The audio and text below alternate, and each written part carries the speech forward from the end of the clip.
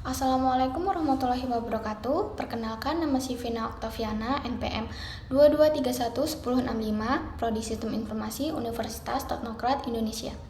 Di sini saya akan menjelaskan mengapa ETL penting dalam konteks data warehouse dan tahapan-tahapan penting dalam proses ETL. Mengapa ETL penting dalam konteks data warehouse? ETL atau disebut dengan ekstraksi, transformasi, dan loading penting dalam data warehouse untuk memastikan data yang berkualitas tinggi, bertekstur, dan siap untuk dianalisis.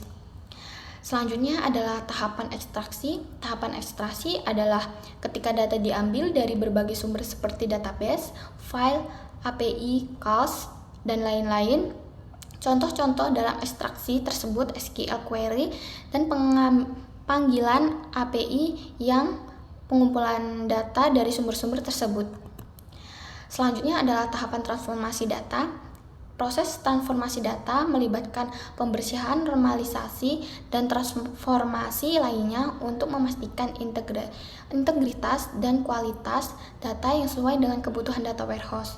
Contoh transformasi data termasuk merger kolom, pengubahan tipe data, dan agregasi. Selanjutnya adalah contoh kasus dalam ETL. Yang pertama ada analisis penjualan, yaitu data penjualan dari toko online diambil, transformasi dilakukan untuk menghindari data duplikat, dan hasilnya dimuat ke data warehouse untuk dianalisis dan pelaporan. Yang kedua, pelacakan pengguna.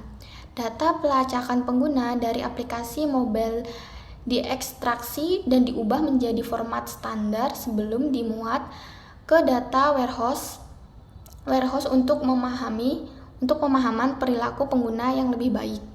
Yang ketiga, bisnis multinasional. Data dari berbagai cabang yang terbesar di seluruh dunia diekstraksi, dipadukan, dan dimuat ke data warehouse untuk analisis global, perencanaan, dan pengambilan keputusan strategis.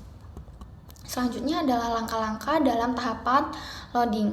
Yang pertama ada data yang telah melewati tahapan ekstraksi dan transformasi dimuat ke data warehouse. Penggunaan proses loading. Hal ini melibatkan penggabungan data, pengindeksan, dan persiapan data. Yang kedua, proses loading juga mencakup validasi terhadap data agar konsisten dan sesuai dengan skema data warehouse yang ditetapkan. Selanjutnya ada penyimpanan data dalam data warehouse. Data yang telah diolah dan dimuat ke dalam data warehouse disimpan dalam tekstur yang tersedia seperti star schema atau snowflake schema untuk memudahkan pengambilan data, analisis, dan pelaporan. Selanjutnya ada contoh tools atau platform yang digunakan.